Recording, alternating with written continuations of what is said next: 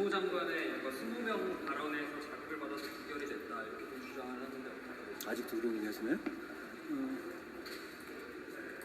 모욕감이니 뭐 이런 얘기 하지 말고요. 제가 한 말 중에 틀린 부분이 있는지를 정확하게 지적해 주시면 좋을 것 같아요.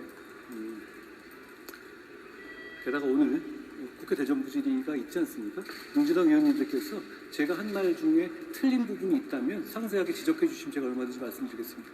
뭐 지금 기자님들께서 말씀하셔도 될 것 같은데, 근데 제가 다시 이렇게 찾아봐도 저는 틀린 말을 못 찾겠던데요. 제 말이 틀렸다고 지적하시는 의원님들은 뭐 라디오 방송에도 없으신 것 같습니다. 혹시 대통령께서 태양광 비리 언급을 하셨는데 국토지검에 특수단이 설치돼 있잖아요. 수사가 본격화된다고 보는 건가요?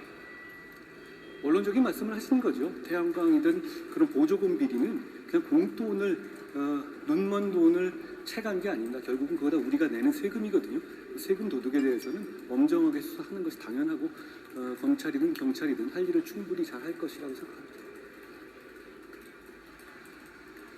조국 전 장관이 서울대에서 파면했다는 절차에 따라 진행되는 것이 제가 특별히 언급드릴 문제는 아닌 것 같습니다. 정말 무슨 여성 대상 강력범죄자 신상공개 확대도 추진하라고 주문하셨는데 이거는 어떻게? 인권 침해의 우려가 없는지 충분히 고려하면서 필요한 조치를 저희가 제도적으로 구비하기 위해서 준비하고 있습니다.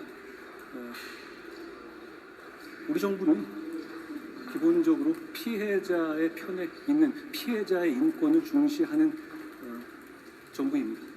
역시 신상정보 문제도 피해자의 인권 그리고 국민들의 인권의 면에서 충분히 고려될 필요가 있는 부분이라고 생각합니다.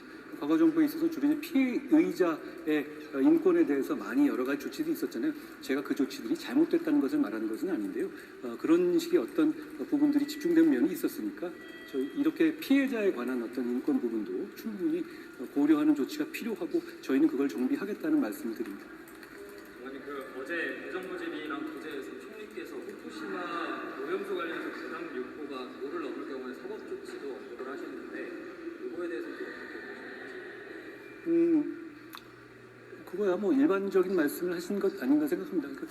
저는 후쿠시마 오염수 방류 문제에 대해서는 법무부는 특별하게 주무부서는 아닙니다. 아시다시피 지난 정부부터 그래왔죠. 완벽하게 처리된다고 하더라도 사실 그게 감정적으로나 여러 면에서 볼 때 그 부분을 달갑다고 박수치거나 환영할 수 있는 문제도 아니고 개인적으로 안 했으면 좋겠다는 마음은 저나 여러분이 다 똑같을 겁니다. 다만 이 현실 국제정치 상황에서 국익을 고려한 조치를 정부 차원에서 해야 하는 문제라고 생각합니다.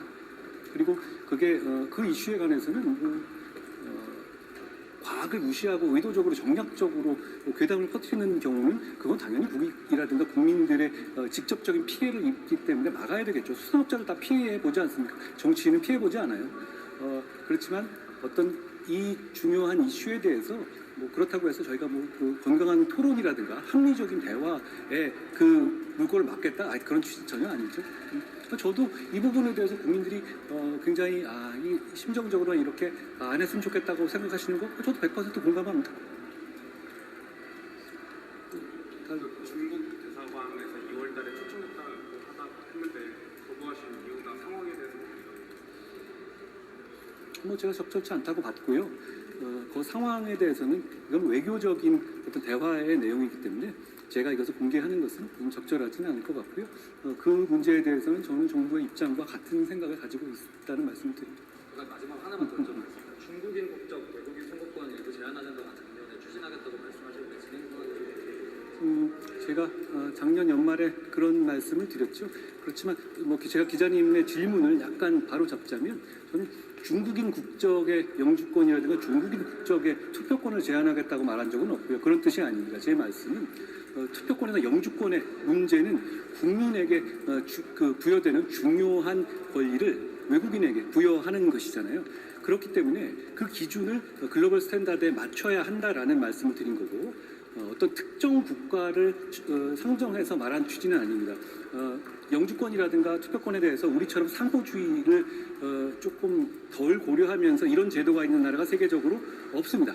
그렇기 때문에 저희는 글로벌 스탠다드에 맞는 영주권과 이 투표권 제도를 준비해야 한다라는 게 제 생각이고, 거기에 맞춰서 영주권 규정이라든가 이런 부분에 대해서 제가 검토를 진행하는 부분이 있다는 점을 말씀드립니다. 다시 말씀드리지만 뭐 특정 국가를 상정한다 그런 뜻은 아니죠.